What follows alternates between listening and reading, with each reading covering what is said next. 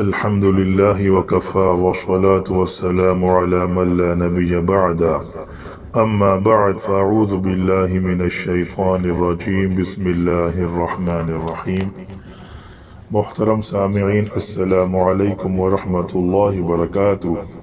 امید ہے آپ سب لوگ خیریت سے ہوں گے۔ آج کے دینی مسائل کی طرف سے چند وظیفوں کے ساتھ آپ کے سامنے خدمت میں حاضر ہوا ہوں۔ لو لگنے پر 101 مرتبہ پانی پہ دم کر کے پی لیں۔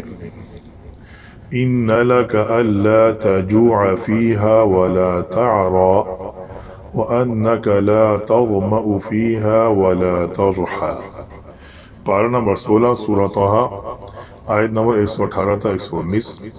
101 مرتبہ پڑھ کر پانی پہ دم کر کے پی لیں، انشاءاللہ آپ کو لو نہیں لگے گی۔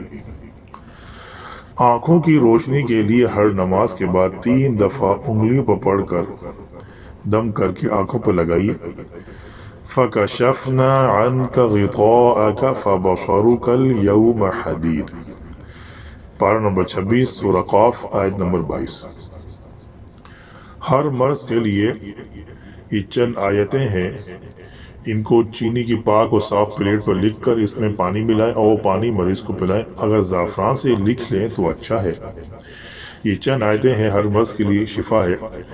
وَيَشْفِي صُدُورَ قَوْمٍ مُؤْمِنِينَ وَشِفَاءٌ لِمَا فِي الصُّدُورِ وَنُنَزِّلُ مِنَ الْقُرْآنِ مَا هُوَ شِفَاءٌ وَرَحْمَةٌ لِلْمُؤْمِنِينَ فِيهِ شِفَاءٌ لِلنَّاسِ وَإِذَا مَرِضْتُ فَهُوَ يَشْفِينِ۔ یہ چند آیتیں ہیں شفا والی، جتنی بھی آیتیں ہیں۔